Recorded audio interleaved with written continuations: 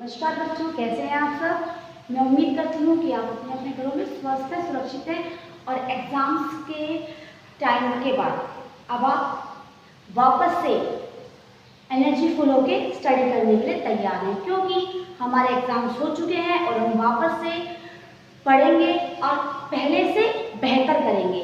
जो हमने गलतियाँ पिछले एग्जाम्स में की हैं, जो हमसे कमियाँ रह गई हैं, उन सब कमियों को दूर करेंगे और उसके अलावा जितने भी मार्क्स हमें मिले हैं उससे अच्छे मार्क्स प्राप्त करने की कोशिश करेंगे। देखिए बच्चों, हमने हमारा PT1 के सिलेबस का जो पार्ट था वो कंप्लीट कर लिया था। आज हम पढ़ रहे हैं हमारे ग्रामर का चैप्टर पार्ट 2 वर्ण विचार। देखिए वर्ण क्या होते हैं बच्चों। ध्वनि आपने जो फर्स्ट चैप्टर पढ़ा था ग्रामर का, उसमें था भाषा और व्याकरण। भाषा व्याकरण क्या थी बच्चों? मैं और आप एक दूसरे से बात कर रहे हैं, मैं अपनी बात आप तक पहुंचा रही हूँ, आपकी बात मुझ तक पहुंचेगी किसके माध्यम से? भाषा के माध्यम से। यानी जिस भी माध्यम से हम अपने विचारों को एक दूसरे के साथ अभिव्यक्त करते हैं वो क्या होती है बच्चों? भाषा। अब भाषा को व्यक्त करने के बहुत सारे साधन हैं। जैसे आप कहें माध्यम, मैं कई बार आपको बोलकर बताती हूँ किसी बात को आपको लिखकर समझाती हूँ और कभी कभी संकेतों के माध्यम से समझाती हूँ। लेकिन मुख्य रूप से हम भाषा के दो माध्यम मानते हैं। पहला होता है मौखिक और दूसरा होता है लिखित। जब हम मुख के द्वारा ध्वनियों को निकालें, मुख के द्वारा अपनी बातों को आप तक पहुँचाएं, तो वो कहलाती है हमारी भाषा का मौखिक माध्यम। लेकिन जब हम उन्हीं बातों को आपको लिखकर बताएं तो वो कहलाता है हमारा भाषा का लिखित माध्यम। अब भाषा की बात हो गई कि हमने मौखिक माध्यम से अपनी भाषा दूसरे तक पहुंचाई, दूसरे की भाषा हमने ग्रहण की। उसी प्रकार लिखित माध्यम से हमने अपनी भाषा दूसरे तक पहुंचाई और दूसरे की भाषा अपने तक। लेकिन अब बात आती है कि लिखित जो माध्यम है हमारा, उस लिखित माध्यम में हमने पढ़ा था एक होता है टॉपिक लिपि। लिपि क्या होती है? लिपि होती है भाषा को लिखने का तरीका। जिस ढंग से हम अपनी भाषा को लिखते हैं उसे हम क्या कहते हैं? हमारी भाषा की लिपि। अब लिपि में देखिए बच्चों, हम कर रहे हैं हमारी हिंदी ग्रामर। तो हिंदी ग्रामर जो हिंदी भाषा है उसकी लिपि क्या है बच्चों? हिंदी भाषा की लिपि है देवनागरी। कौन सी लिपि है बच्चों? देवनागरी।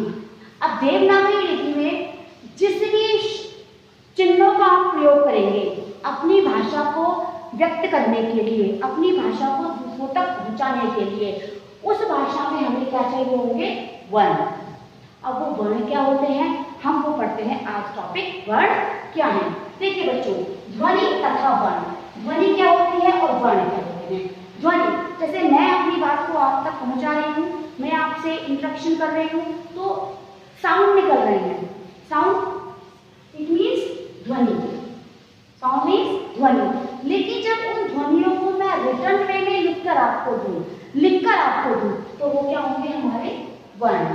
देखिए, जब बोलकर बात की जाए तो कहलाएगी ध्वनि, लेकिन जब लिखकर बात की जाए जरूरत होगी हमको वर्ण की। यानी जब हम भाषा का मौखिक माध्यम इस्तेमाल करें तब हम ध्वनियों का प्रयोग करेंगे, लेकिन जब हम भाषा का लिखित माध्यम इस्तेमाल करें तो हम वर्णों का प्रयोग करेंगे। तो देखिए, यदि वर्ण किसी ध्वनि का लिखित रूप है, कौन सा रूप है बच्चों? लिखित रूप। यदि वर्ण किसी भाषा का लिखित रूप है तो ध्वनि क्या है? उस भाषा का उच्चारित रूप। समझ आया? यानी वर्णों की आवश्यकता कब पड़ती है? लिखित माध्यम के लिए। और ध्वनि की आवश्यकता कब पड़ती है? उच्चारित माध्यम के लिए। यानी जब हम मौखिक भाषा का प्रयोग करेंगे तो आपको ध्वनियों की आवश्यकता पड़ेगी, लेकिन जब आप लिखित भाषा का प्रयोग करेंगे तो आपको वर्णों की आवश्यकता पड़ेगी। अब वर्ण कैसे होते हैं? कितने प्रकार के होते हैं? देखिए, वर्ण होते हैं बच्चों दो प्रकार के। एक होता है स्वर और एक होता है व्यंजन। स्वर और व्यंजन क्या होते हैं? देखिए बच्चों, हम जो भाषा प्रयोग करते हैं हमारी लिखित भाषा के अंतर्गत, उस लिखित भाषा के अंतर्गत बच्चों हम क्या करते हैं कि स्वर इस्तेमाल करते हैं, साथ में व्यंजन भी इस्तेमाल करते हैं।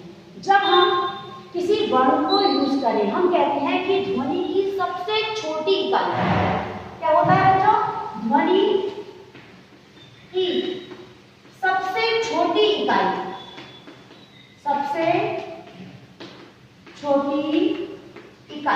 कहलाती है हमारी वर्ण। ध्वनि की सबसे छोटी इकाई। अब हम बात करते हैं कि स्वर क्या है और व्यंजन क्या है।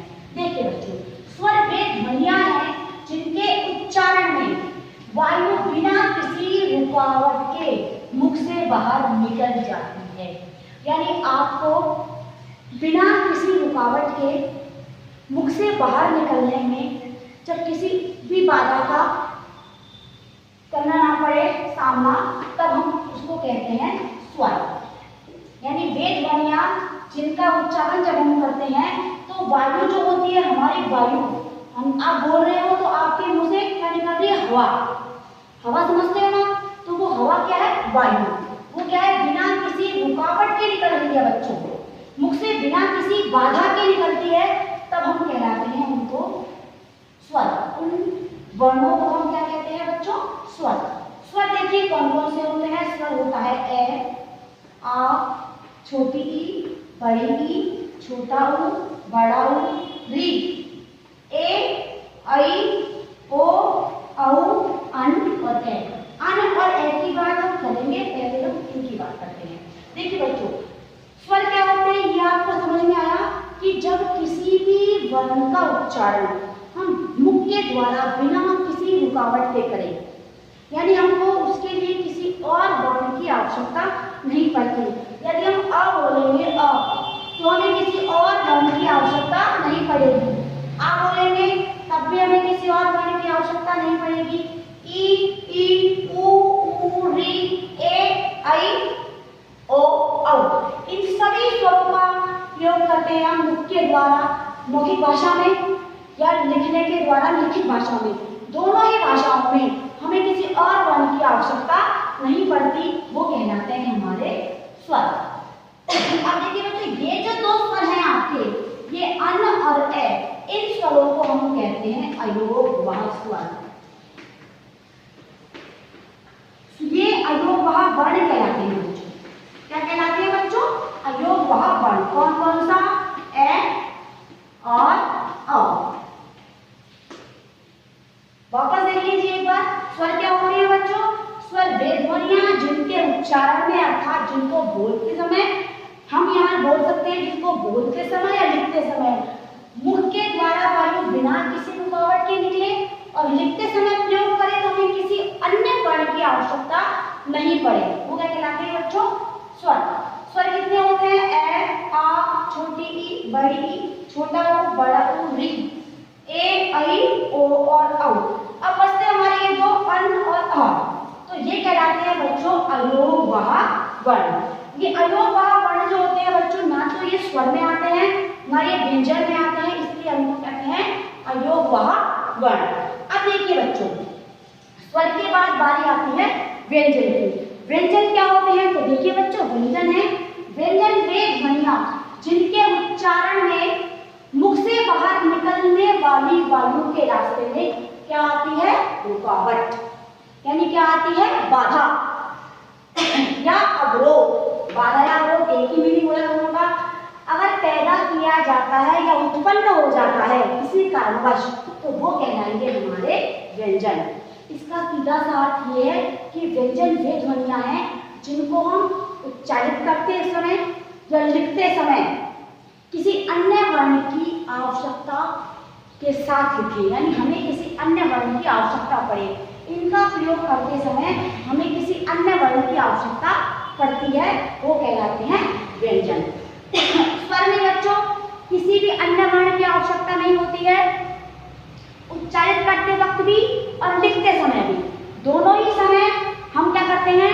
स्वरों के साथ किसी अन्य वर्ण को नहीं लिखते हैं, जरूरत ही नहीं पड़ती। लेकिन जब आप व्यंजन को लिखेंगे तो व्यंजन लिखते समय, व्यंजनों का प्रयोग करते समय आपको लिखते समय भी और बोलते समय भी इसकी आवश्यकता पड़ेगी किसी अन्य वर्ण की, वो कहलाते हैं आपके व्यंजन।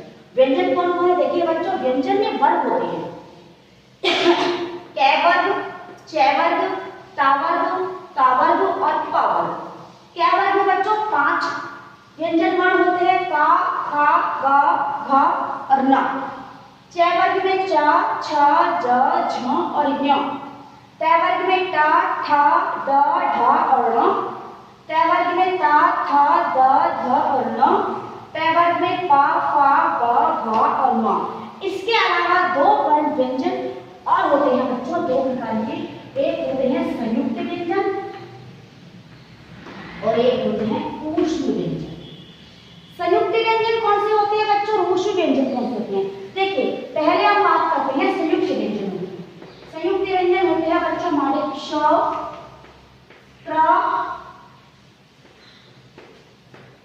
व्य और क्ष। और ऊष्म व्यंजन कौन से होते हैं बच्चों, श, श, स और ह।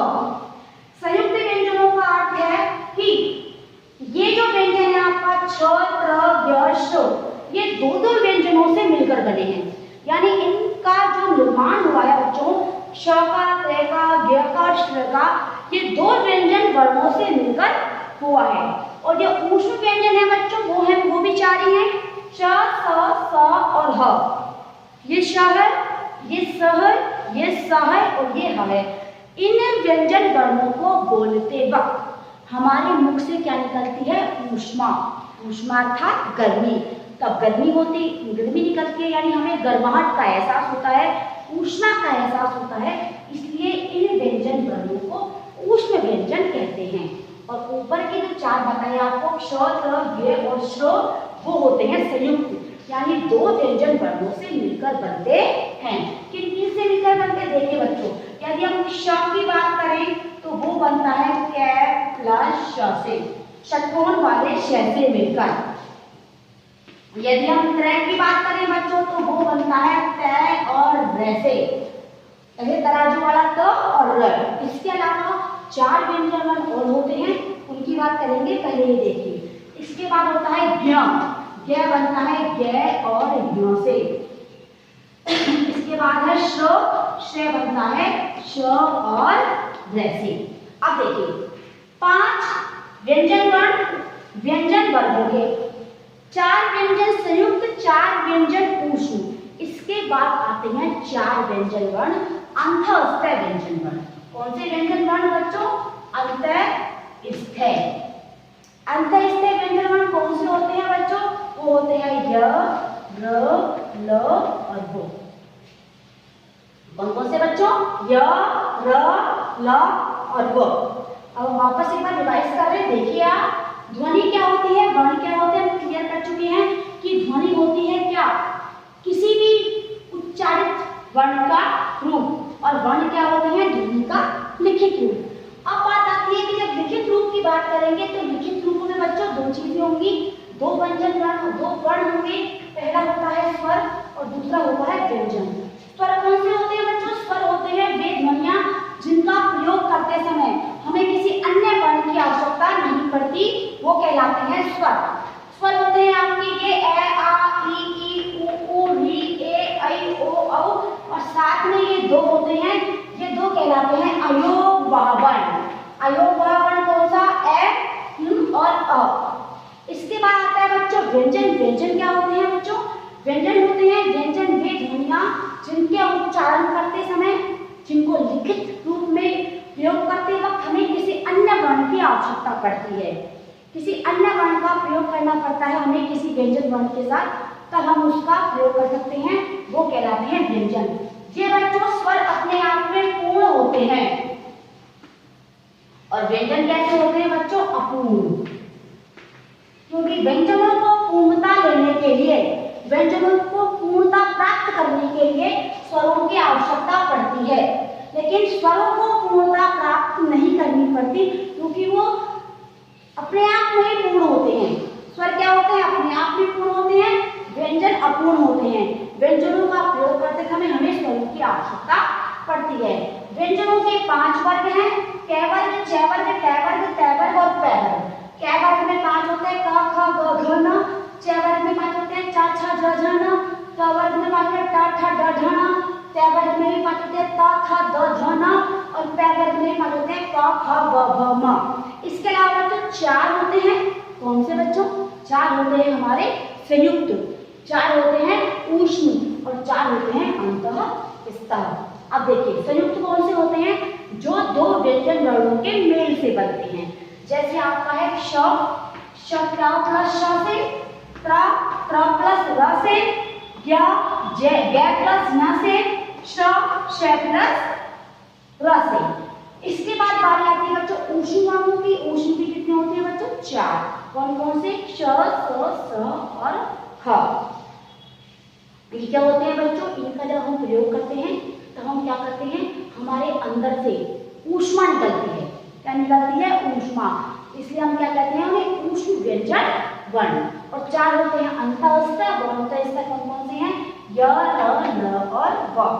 ये क्या होते हैं बच्चों, इनका प्रयोग करते वक्त देखिए व्यंजन वर्ण जो होते हैं ना बच्चों, इनका जब हम प्रयोग करते हैं तो हम क्या करते हैं, जो हमारी जीवा है ना, जीवा हमारी जीभ हमारे मुंह के किसी ना किसी पार्ट को टच करती है। देखिए जब हम ये स्वरों की बात करते हैं ना, स्वरों की बात, तो स्वरों का जब प्रयोग करते हैं तो जो वायु होती है ना, बिना किसी रुकावट का, समझो रुकावट का मतलब होता है कि स्वरों को जब हम बोलते हैं ना, आ ई उ ए ऐ ओ औ, इन सभी स्वरों का वर्णों का प्रयोग करेंगे, मुंह से बाहर निकालेंगे तो आपकी जीवा मुंह के किसी भी पार्ट को टच नहीं करेगी, बिना किसी रुकावट के बाहर निकलेगी। यानी आपकी जीवा सिर्फ हवा में रहेगी, मुंह के किसी भी पार्ट को टच नहीं करती है। लेकिन जब हम व्यंजनों की बात करते हैं तब हमारी जीवा जो है वो हमारे मुंह के किसी ना किसी पार्ट को टच करती है। जब हम कै वर्ग के वर्णों की बात करते हैं बच्चों, कै वर्ग के वर्णों की, तब क्या होती है, हमारी जीवा मुंह के किसी न किसी भाग को टच करती है। उसी तरह च वर्ग के लिए अलग है, क वर्ग के लिए अलग है, ट वर्ग के लिए अलग है, त वर्ग के लिए। इन सभी वर्गों के लिए बच्चों हमारी जीवा हमारे मुंह के अलग अलग भागों को टच करती है। इसीलिए इन 5 वर्गों के वर्णों को हम स्पर्श व्यंजन भी कहते हैं। क्या कहते हैं बच्चों, स्पर्श व्यंजन। अब आपसे कोई पूछे कि स्वर कितने होते हैं तो आप काउंट कर सकते हो 1 2 3 4 5 6 7 8 9 10 और 11। तो कितने हुए बच्चों आपके स्वर, 11। अब आई क्लियर, आपको समझ में आ रही है मेरी बात, मैं क्या बोल रही हूँ आपको। स्वर कितने होते हैं बच्चे, 11 होते हैं। स्वर अपने आप में पूर्ण होते हैं और इनका प्रयोग करते वक्त हमें किसी और व्यंजन वर्ण की आवश्यकता नहीं पड़ती। व्यंजन वर्ण क्या, किसी भी वर्ण की आवश्यकता नहीं पड़ती। और व्यंजन क्या होते हैं बच्चों, व्यंजन देखिए, एक होते हैं स्पर्श व्यंजन, उसके बाद होते हैं अंतःस्थ व्यंजन, उसके बाद संयुक्त व्यंजन, उसके बाद ऊष्म व्यंजन। यानी 25 कितने हुए, 25 स्पर्श व्यंजन हो गए, 4 अंतःस्थ व्यंजन, 4 संयुक्त व्यंजन और 4 ऊष्म व्यंजन। बात समझ में आ रही है मेरी। वर्णों का जो ये वर्ण विचार वाला टॉपिक है, इसका हम जो आगे वाला पार्ट है हमारी नेक्स्ट क्लास में पढ़ेंगे। ये जो पार्ट मैंने आपको पढ़ाया है इसे आप ध्यान से देखें, ध्यान से समझें और रिवाइज करें, ताकि आपको ये छोटी छोटी बातें ना, क ख ग घ न, ये सब वर्बली याद हो। क्योंकि आपने नर्सरी में जब आपने पढ़ी तब आपको सब कुछ याद था, आई भी याद था, क ख भी याद थे। लेकिन जब जैसे जैसे आप ऊपर वाली क्लास में गए, नीचे वाली क्लास का जो है ना, क ग घ न, ये आप भूल चुके हैं। तो इस क्लास के माध्यम से मेरा एक ये उद्देश्य है, ताकि मैं आपको ये सब चीज़ें रिवाइज करवाने के साथ साथ ये भी समझा सकूं कि जिन वर्णों का हम अपनी ध्वनियों में हमारी लिखित भाषा में प्रयोग करते हैं तो हम किस प्रकार से इस्तेमाल करते हैं और कौन कौन से वर्णों का कहाँ इस्तेमाल करते हैं, कौन से वर्ण कैसे इस्तेमाल होते हैं, ये सब हम पढ़ेंगे हमारी नेक्स्ट क्लास में। Okay, thank you, have a nice day बच्चों।